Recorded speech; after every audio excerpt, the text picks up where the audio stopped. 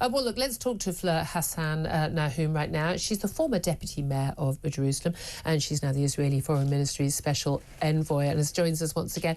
Good afternoon, Chief Fleur. Hi, Julia. How are you? Thank you so much for joining us. I think I'm rather better than you guys over there, because I'm looking at the terms of this deal. I think it's a terrible, terrible deal, unless, of course, you're one of the Israeli hostages currently being held by Hamas. First of all, before we get into the nitty-gritty of it, do you think it's actually going to happen? It's supposed to come into place on Sunday. We've already had, more rockets exchanged, more gunfire exchange between IDF and Hamas. 73 people in Gaza or killed since that deal was supposedly struck. We're now told that Hamas are trying to backtrack on various aspects of the deal. It's not been rubber-stamped by the Israeli cabinet. Do you think it's actually going to happen? I think it's going to happen for one main reason, because of Trump, and Trump coming in on the 20th of January. I think that, people say that it's a very similar deal that was on the table in May, which even to Antony Blinken admitted was because Hamas decided not to take the deal. So Israel has always been willing to make some type of deal to get our people home. It's a national ethos in this country that no man or woman is left behind. And so, you ask how people feel. It's when your heart and your head feel different things, or are thinking. You think something, but you feel something else. You have young women who we know are being raped and molested and tortured there. We have a 3-year-old baby, a 1-year-old baby. How can we not do everything in our power to bring these people home? And so in the first phase of the deal, these are the other hostages that are supposed to go home. Will we get to the second stage of the deal when everybody else comes home? That nobody knows, and that's what we fear. I mean, that's the thing, isn't it? We don't even know at this point how many of the hostages are actually alive. What I find extraordinary is having to exchange later in the process bodies of hostages for live prisoners, when we know that a number of those prisoners are Hamas terrorists. It sounds like that Hamas are trying to renege on the deal that we understand, there are obviously third parties who can verify this, that had been agreed, which is that Israel would have a veto on who could actually be released. But we know some of the people who would be released back to Gaza, to the Palestinian territories, are, violent killers, terrorists, people serving, men serving incredibly long sentences. That's happened before. Yahya Sinwar, mastermind of the Hamas attack on October the 7th, one such released prisoner. Is there a worry that, yes, you might get some hostages back this time, and this is a price that it's just the exchange rate these days of what you have to do? But are you not fearful that you are setting yourselves up for another October the 7th? Hamas have said that's what they want to do. There's no reason to think they've changed their mind, is there? This is actually a national dilemma, Julia. Do you negotiate with hostages to bring every man or woman home? A lot of people feel that the state let them down on October 7th. Where was the army? Where was the police? And therefore, our basic obligation to our citizens is to do everything we can to bring them home. But let me tell you what has changed. And let me tell you why I don't think October 7th would happen again. And that is because there was national security consensus for many years was you pay Hamas off, you let them have Qatari money, you give them work permits, and you can buy off their quiet. You can buy off, but you can't do that when you have ideological jihadi killers. These people are not incentivized by quiet. They're not incentivized by prosperity, which is what Israel offered them. They don't want to build a state. They simply want to destroy the Israeli state. That's what it boils down to for them. And so what I think has changed in the mentality in Israel is that we have to make sure that Hamas do not rule Gaza. What that means, I don't know at this point. And let me just tell you something else, Julia. Netanyahu is a very smart operator. I think there's a lot in this deal that we don't know and that we don't see. And perhaps a lot of promises being made by Trump. I mean, he has been steadfast behind Israel in a way that Biden may have been behind the scenes with military aid, but actually some of his spoken words, and Kamala Harris is really undermining Israel.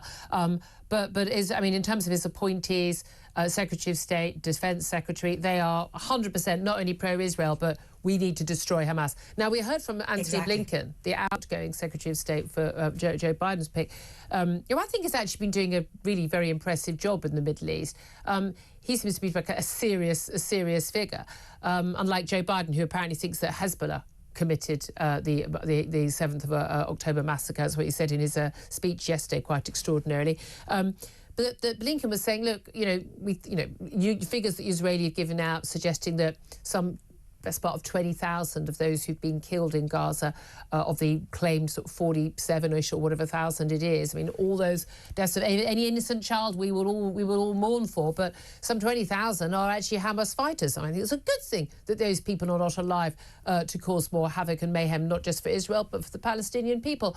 But Blinken said yesterday, they're just being replaced by and rebuilt again. Hamas is just as much a force as it was. Now, we know Hezbollah isn't. We know that Iran isn't.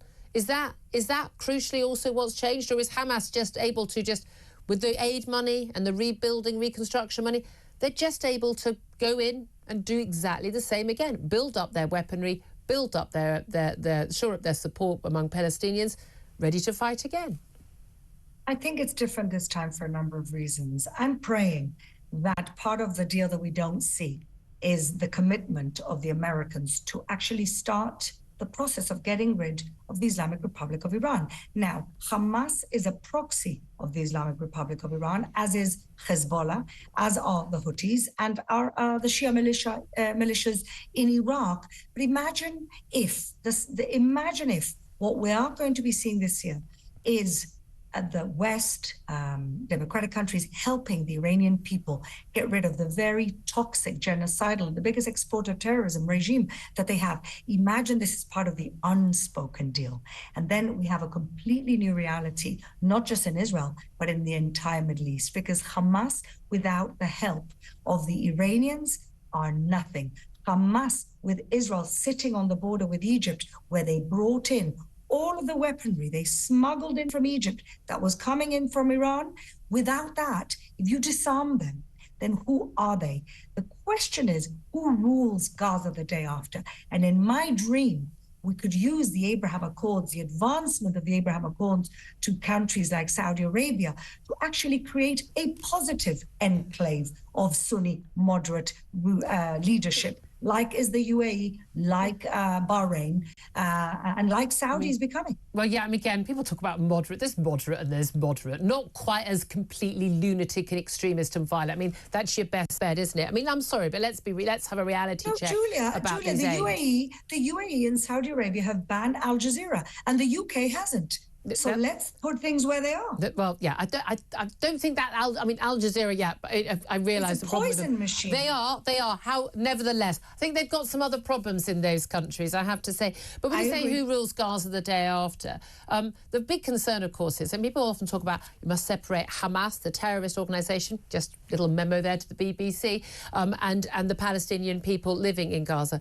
But the reality is that Hamas has had a lot of support. Now, they haven't had elections for, 20 years now in Gaza. But I mean, and it's how could we possibly tell from polling, to people when there's a man with a gun at the end of the street, know whether people are giving honest answers. It would appear that people in Gaza do support Hamas by and large. We also know the propaganda that children are being sold, in the books that they've had to read, often in schools run by UNRWA, amazingly, that a UN agency paid for by often our aid money, telling them, the highest achievement of a child in Gaza could be to put on a suicide vest, be a martyr and kill as many Jews as possible.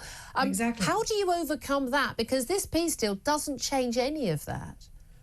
It really just depends who rules Gaza after Hamas. And I don't think we're going to see any of that for the next few months. We need to get over this peace, this ceasefire.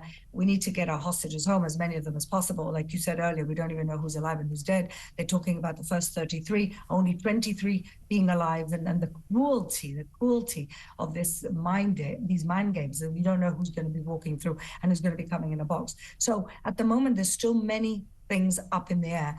And you are quite right that Hamas is so entrenched into every part of civilian life in Gaza, and people are so indoctrinated that you can't imagine what it can be like. Yeah. But I really think that the minute the West decides that they're no longer supporting and they're no longer going to put up with giving money to a Palestinian leadership that pays people to kill Jews and pays schools to teach hatred and indoctrination, the minute the aid stops and the minute we can stop Iran from enriching their proxies, that is the beginning of the end for these proxies. Well, we certainly hope so. Let's talk about what could happen, assuming this deal does actually go ahead, assuming we get the agreement from Hamas and from the Israeli government fully to this.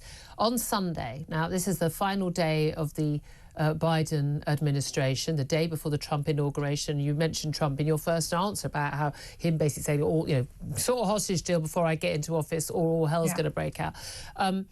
In terms of what you're expecting to happen, do you expect there will actually be hostages released that first day? Because we're looking at only 3 hostages a week being released, and we don't even yet know exactly who is alive and who isn't. It'll be women and children. I mean, again, we include, we hope, I mean, certainly as a the British-Israeli woman, 28-year-old Emily Damari. But also, I mean, I think for most of us, I think, the little, was it Kafir and Ariel, aged, I think 1 or 2 and 5 Bebas, and their mother, Shiri, held captive. I mean, one would hope to God that they're still alive. But it's women and children and the elderly first. But, I mean, how sure are you that those people are actually still alive? We're not sure at all. What they're saying here is that a majority of the first 33 hostages to be released are alive, and that doesn't give you a lot of confidence when it's coming from a genocidal terrorist group. And we don't even know if the Bebas family are alive because we've had absolutely no proof of life. Yeah. We're praying for all of them. And when you talk about humanitarian hostages, who isn't a humanitarian hostage at this point after 470 days in captivity, not seeing the light of day? And of course, then you have the families who have sons and the younger boys in the supposedly second phase saying, well, who's guaranteeing that my son is coming home? It's heartbreaking, but this is part of this psychological warfare. They're drip feeding us the hostages whilst we have to release murders back into society. And what else can a country do?